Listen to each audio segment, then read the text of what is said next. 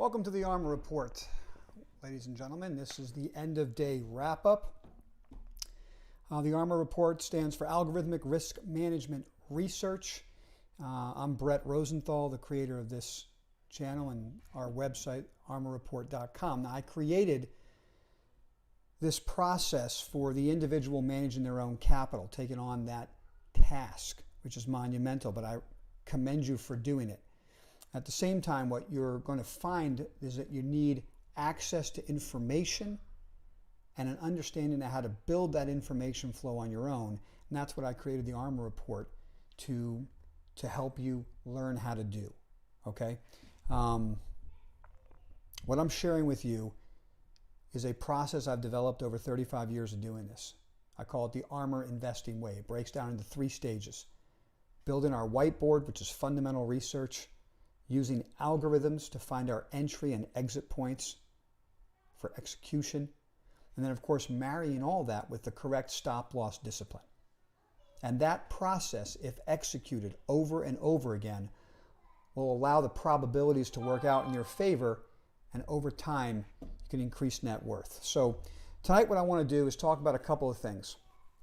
First of all, over the weekend there was a lot of discussion on Twitter about the merits of investing in cannabis ETFs, MSOS, YOLO, MJ, versus buying individual cannabis stocks directly. Okay? And I really want to go over that and explain the differences because clearly, there is a misconception on Twitter. Okay? And it's so glaring that I feel it's important we air this out tonight so you all understand the differences and how to judge the way to build your portfolio based on your own risk tolerance, things you want to do. Okay? So we're going to talk about that. I didn't jump into these conversations on Twitter over the weekend because they seemed so it seems so obvious to me, the answer, and yet there was a lot of people that were confused. Okay? So instead of getting in there and debating, I thought we'd have this conversation tonight. If you have any questions, feel free to fill up the board. I'll get to that at the end, and we'll go over it back and forth if you wish. But I'm going to lay it out for you step by step, the reason why using MSOS or YOLO or even MJ as a core holding, as a hub for an investing wheel in cannabis where you have spokes, perhaps individually names, but the hubs, and let's focus on MSOS tonight, which is the U.S. cannabis market, okay? I'm going to share with you the importance of that hub, and we're going to discuss a little bit the differences. And then what I want to do is I want to break down for you, a lot of ARMR insiders have been asking this question, and a lot of you subscribers on YouTube asking, the question of stop losses. You know, perhaps sometimes the stop losses are chopping you up and you realize you put 10 trades on and you only make money out of 3 because the stop loss chops you up on 7. And it's so important to marry the stop loss with the correct entry point. Otherwise, absolutely true, stop losses will kill you. So I thought what we do tonight is just go through some charts so I could show you graphic representation of what it means to buy right and then what the correct stop is. Okay, and hopefully over time, if we do these types of educational videos, you'll learn how to find these entry points on your own and know which stop to marry it to. So that's what we're going to get to tonight. Please remember, I'm sharing with you information that I use in my own personal portfolio. I'm not telling you what to do. I don't know you. I couldn't possibly say, go out there and do X. I don't know your risk tolerance, okay? But what I can do is share 35 years of experience managing capital and share a process that over time will put you on the right side of probabilities over and over and over again when the reward is worth the risk. And if you execute a process like that, you'll be able to grow net worth and protect capital at the same time. Okay? So if you enjoy this, give me a thumbs up. I appreciate it. Of course, you can always subscribe to this channel or the armrreport.com if you wish. Become an ARMR insider. Okay? So let me start with a discussion of MSOS. And we can take a quick look here. Whoops, that is not what we want to look at. Okay, let's take a look here. Okay, MSOS. All right. Now, this is the ETF of the U.S. cannabis stocks.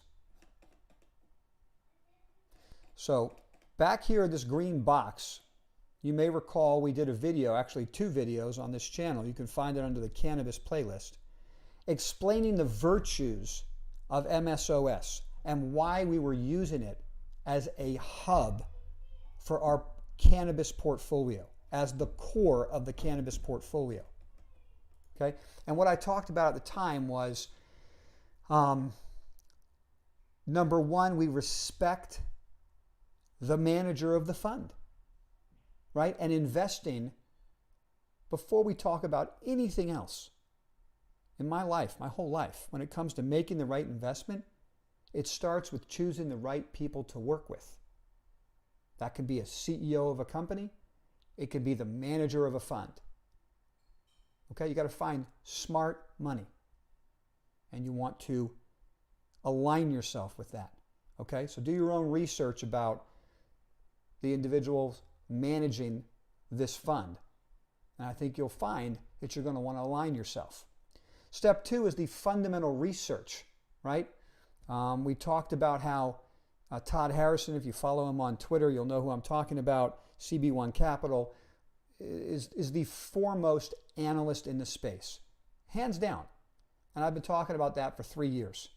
If you don't follow him on Twitter, you're missing a huge swath of information that'll help you understand this entire cannabis investment theme. Okay? So we talked about how we're going to own this position. Now, what I read on Twitter over the weekend really was disturbing to me, because it seems like a complete lack of understanding of the investment process. And this is what I want to get off my chest tonight, because I really want to help you all understand the importance of managing risk when building a portfolio. The ARMR Report stands for Algorithmic Risk Management Research. And I named it that. I wanted to put risk management in the name of this report and of these conversations, because so many investors err on the side of trying to capture upside and forget totally about the risk management part. And I'm telling you guys, I've been here, I've seen it happen over and over and over again.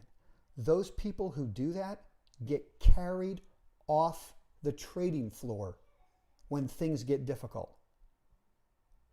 So I built the ARMR Report for individual investors, just like yourself, who've decided to manage their own assets. Okay? Like I said before, I commend you for it. I think it's brilliant. But it's a monumental task if over time you want to increase net worth. And you might think, it's easy. It's easy, Brett. I just started a year ago and I'm making a killing. Let me tell you something, friend. This is not a normal stock market. This is a stock market fueled by massive Fed intervention. At some point, that will come to an end. And if you don't have the right risk management tools baked into what you're doing, they're going to carry you out. And I don't want to see that happen to you. Okay? So when I see on Twitter conversations about how MSOS and the returns of that fund are underperforming individual cannabis stocks, I say, whoa, wait a minute. There's a complete lack of understanding of what the purpose of MSOS is to me, personally. First of all, you can't possibly seriously believe that cherry picking a couple of huge cannabis winners and comparing them to an ETF makes any logical sense. Okay, you're not, if you do, and I don't mean to offend, you're not thinking this through. That would be true for any ETF investment. You could take any ETF, an ETF in the, I don't know, EV space, an ETF in, financials, energy, semiconductors. I don't care what it's, the FANG stocks. You're always going to be able to cherry pick a name that did better than the ETF. You know why? Because it's an ETF. It invests in a lot of stocks in the group and not just one or two. It's like unbelievable Monday morning quarterbacking to say this stock outperformed a basket. Well, of course it did. There's always going to be stocks that outperform a basket. So the question you should be asking yourself is not what's the total performance of this particular stock versus a basket. The question is, what's the point of buying a basket? And how is it performing? And the very first thought, the very first step for me in my personal capital is that by buying a basket, I reduce my risk. I'm reducing single stock risk. That's step one. I'm not even talking about the fact that I want to align myself with smart people.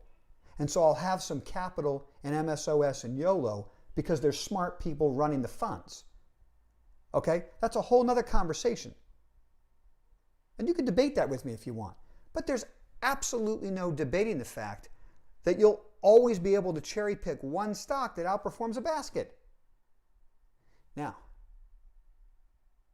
let's look at the flip side. By owning a basket, you reduce single stock risk.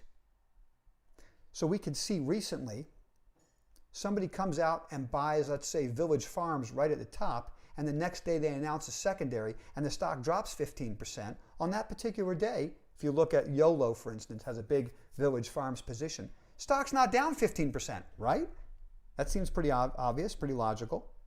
So you're going to get upside in the space, but you're not going to get the air pockets down when one company that you choose does something that negatively affects the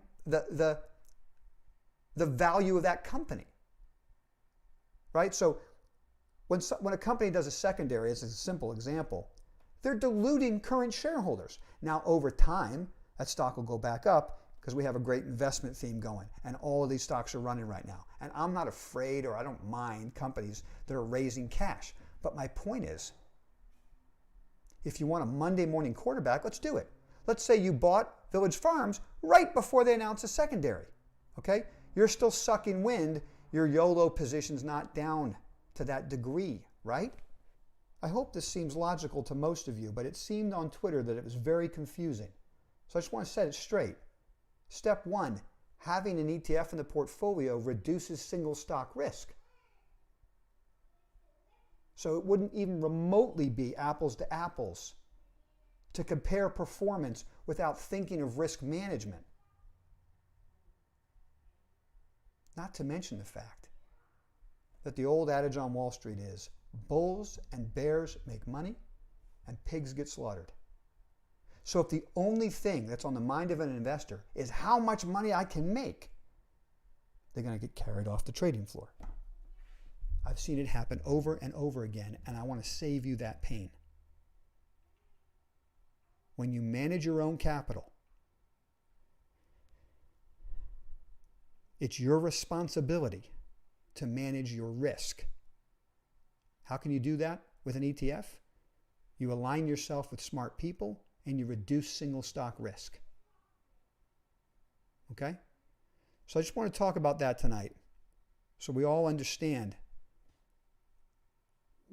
what the importance is. So from an ARMR Report standpoint for our portfolios, which is my personal capital, I'm using a hub and spoke approach. I've got the hub of MSOS, right? That's where the majority of my capital is. And then spokes of my favorite ideas, but smaller position sizes to manage risk. Okay? And that's what I just wanted to share that information with you tonight. Okay? So if you have any questions about that, please fill up the board. I'd love to hear what your thoughts are, okay? There's also some erroneous facts going around about MSOS, YOLO. They're involved in total swap agreements, okay, total return swaps. And there's just a lot of confusion and misunderstanding of what that means. And I can't go over every aspect of it tonight, but suffice it to say, I think individuals, before they postulate, should do a lot of research to understand the product better. Okay? Certain things I can think of off the top of my head. There's an opinion about performance of things like MSOS and YOLO and how it's not capturing all of the upside because of these swaps. This is incorrect, right? You don't understand the process, which is okay. It's a process that's hard to understand, right? And that's why I came out and did a video a few months ago to explain how these things work, right? There's a counterparty. There's an intermediary between them, Bank of New York, Mellon, right? That guarantees the process, guarantees it works smoothly, right? Money goes one way or the other way depending on performance on that particular day of the asset, okay? I read something ridiculous, like people were concerned maybe the counterparty's shorting the stocks. Guys, you don't understand the process. And so instead of postulating and saying things that are revealing ignorance, it would be best to try to learn the situation, and I think you become more comfortable with the asset. If you have questions, I'm more than happy to answer it. I'm here for you. Become an ARMR Insider. We can share information, talk about it all day long. ARMR Insiders, as you know, guys, I know you're watching right now, we talk about these things throughout the day on our Slack trading desk, okay? And we can share information flows, as I was today during the trading session. All right, so let's move on from that. If you have questions about it, I'm here for you. Let's jump into a discussion about a view. I want to show you step by step. Entry point, stop. Entry point, stop. If you use stop losses and are not buying with discipline, they're going to chop you up. So I'm just going to skip right now to chart patterns. And I'm going to show you what the entry points are married to the correct stop. Now, how do we find our entry points?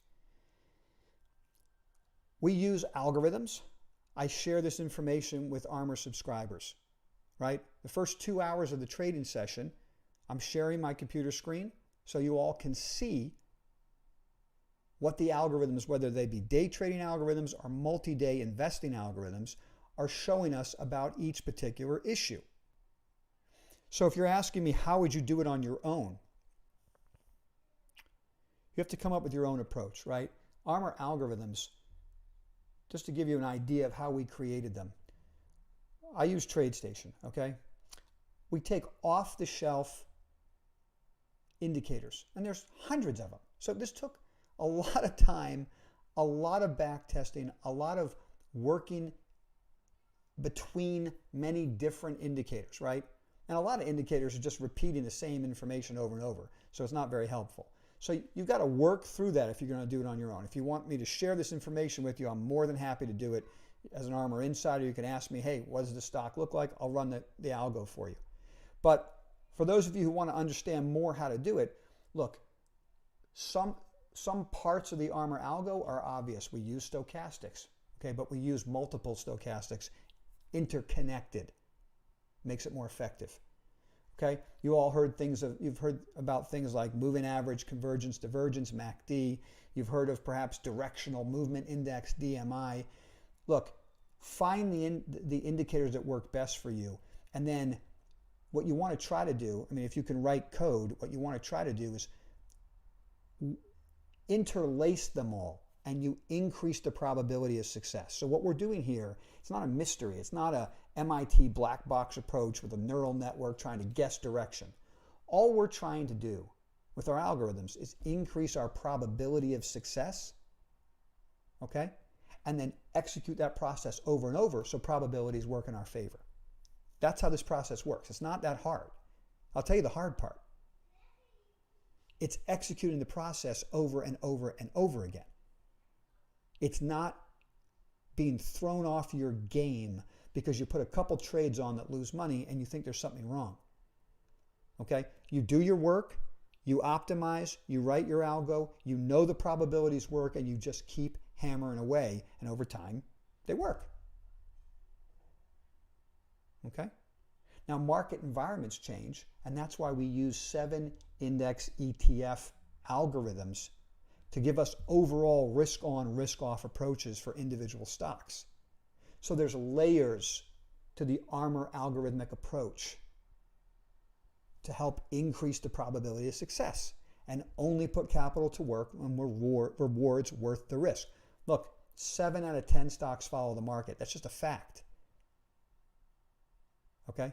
So if you're fighting the market constantly, it's going to lower your probability of success. So what you want to do is start with a top-down view of the market itself. And when you get the right entry point there, and you say, okay, it's fertile ground to start planting seeds, then you go to your whiteboard, you use single stock algorithms, and you find the entry points. Okay? So I'm going to show you right now what the entry points are and a handful of names we're involved in right now in ARMR portfolios and what the stops are. Okay? Let's get to it. Let's start with MSOS. Okay? The original entry point was right in here. Okay? Right in here. Now this is an aggressive trade, it looks like, because we're at the 9-day moving average when we're putting that trade on. But you can use aggressive moving averages and marry the right stop to it. So for us, this is a unique situation. MSOS came public back here, all right? But if you were to look at the stocks in MSOS, you're going to get a different picture that explains why MSOS, we were willing to buy it up here. Watch this. This is what TrueLeave looked like. Okay? We added to TrueLeave right in here. Okay? So we saw, and this is not just TrueLeave, every one of these, and this, you know, the 4 biggest names in MSOS were breaking out of perfect bases. Okay? So what we like to do is there's a first stage base, which we like to try to buy the breakout of the first stage base, which was right in here. Okay? We missed that. We didn't buy that actually. So what we do is we buy the second stage base, which is the first pullback to the 50-day moving average. And what you want to do is buy as close to the breakout as possible. So our algorithms were telling us right here on this day, which is the 7th of October, that the reward to risk entry point was right and the probabilities were at their highest, we'd make money on that entry. And boy, did we make money.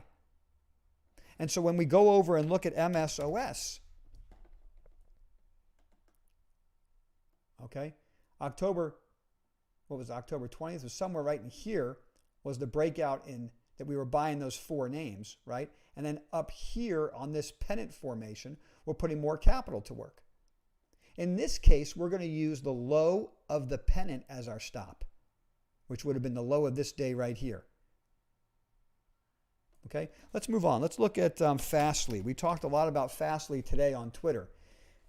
You can follow me on Twitter at Brett Rosenthal, B-R-E-T Rosenthal. Okay, at Brett Rosenthal on Twitter. Now, this is a unique fundamental situation, FSLY. I'm not going to go over the fundamentals right now. You guys can follow me if you want, and you'll know what I'm talking about. But tonight, we're just talking about entry points. So, back in here, the ARMR report was getting long FSLY. Right in here, our algorithm says to us, get long the asset. The stop is tight, which would have been the low of January 6th. So we're buying before the breakout. What you guys want to try to do is you want to buy in the base closest to the stop. So your reward and risk, it's really overweighted towards reward because the risk is small, relatively speaking. It goes down and then boom, you're out, right? But the reward's enormous if it starts to move higher. Most people tell you to buy the breakout. I know William O'Neill loves to do that. I started that way. I can't stand buying the breakout. When everybody else is getting excited and breaking the stock out, I want to be making money already. Okay? So I really developed algorithms to help us find entries in the base, closest to the stop. But even today, the last day for us, the ARMR investing way, to add to FSLY is today, right here. Now, if this thing gaps up and runs, we're not chasing it, right? The buy day, let's say you didn't buy it right in here. You could put it on right here, okay? The stop would be the low of today.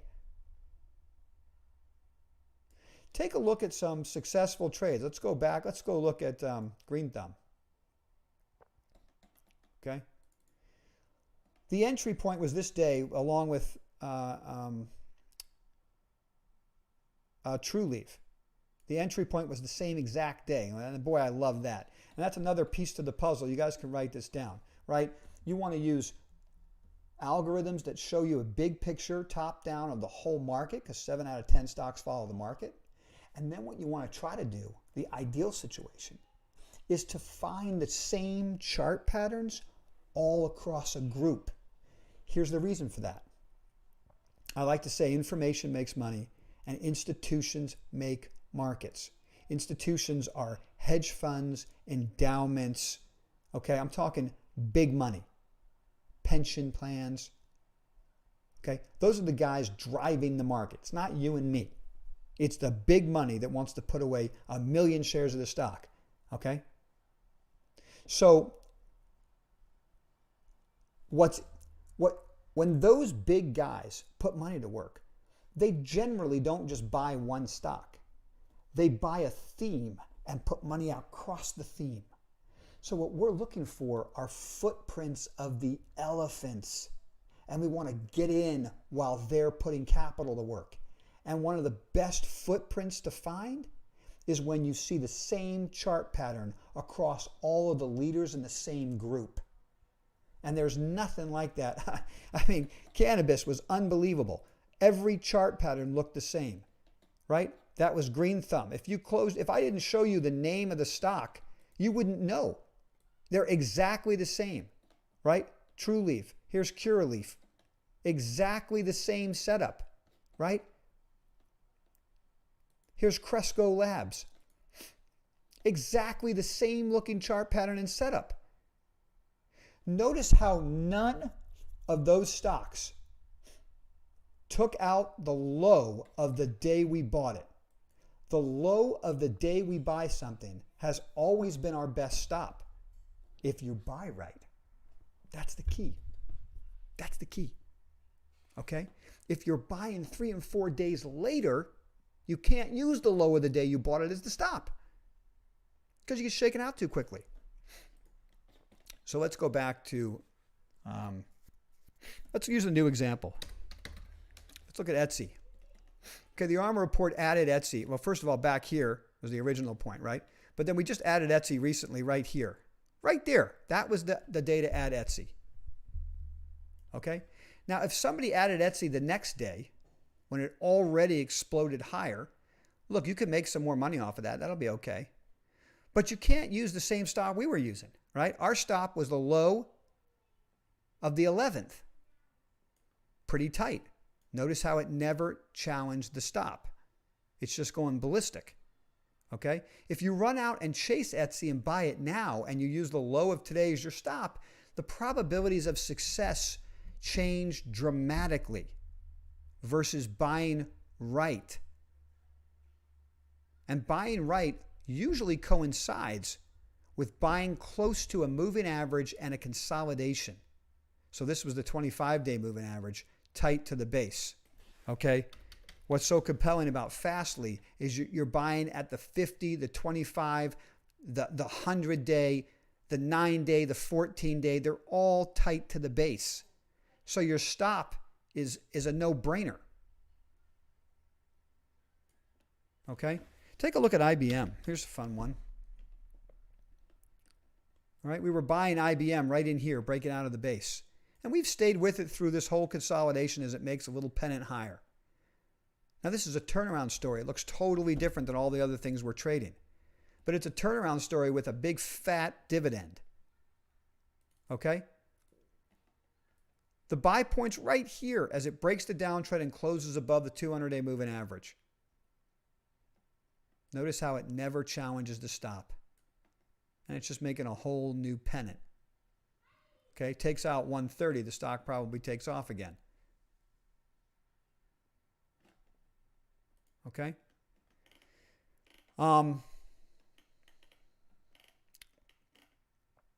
Let's take a look at a couple of more, and then I'll get to questions. How about Illumina? Illumina is one of my favorite examples because we have this perfect entry down here. ARMR Report put capital to work right in here. See, we're tight to the base. We used an algorithm that told us the reward to risk was optimal at that point, and the probabilities of it going higher were at its best. Doesn't guarantee we're going to make money. We take losses, but the loss here would have been ridiculously tight, right? The loss would have been a low of this bar right here. So the close of this bar is 301. 301, the close is 301.85, and the low of this bar would have been our stop, which would be 292.65. It's nothing. The risk is nothing compared to the reward that we captured. Okay, and I just posted this again on Twitter today. This is a classic shakeout breakout. I love shakeout breakouts. Had a great run right to the resistance, sold off 3 days in a row, pre-announced earnings. The market pretended it didn't like it. That was just to get rid of weak holders. Reverses and blows out. Now, we added Illumina to the portfolio early this morning. We're up on the stock by the end of the day, full disclosure. Okay? But theoretically, you could argue we're 2 days late, right? Because the real stop on Illumina now should be this day right here on the 14th. Okay? So this brings me to my next point. If you're buying a couple days late, recognize the fact that you're doing that. Be honest with yourself. Put on a position size that's smaller to manage the risk, or accept that risk and don't mess with the position just because it goes down for a couple days. Okay? If the risk seems too great to the stop, if you say to yourself, I can't lose that kind of money, I submit to you, your position size is too big. Don't manage your portfolio looking at your P&L. That never works. Manage the portfolio. Manage the portfolio looking at the correct entry and the correct stop. That's my thought for you tonight. I'll get to your questions. What do you got for me? Bruno, hi Brett. Can you go over time value and knowledge? Oh, thank you for the time value. You're welcome. Can you go over the chart of OSTK? I will.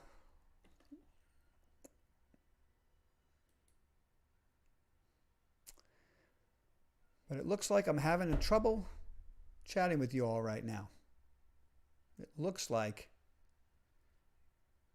my router is not working. I hope this is still getting through. I'll chat a little bit longer to see if I can get to some questions. This problem pops up out of the blue and it really drives me crazy.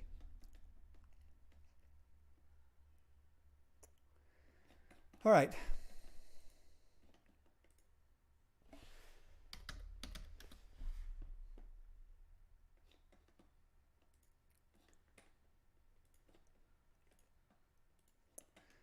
Take a look.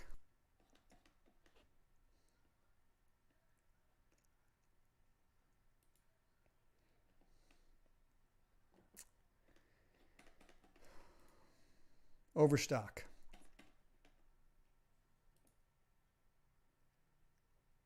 No. Computer's totally not working, so I'll have to deal with this later.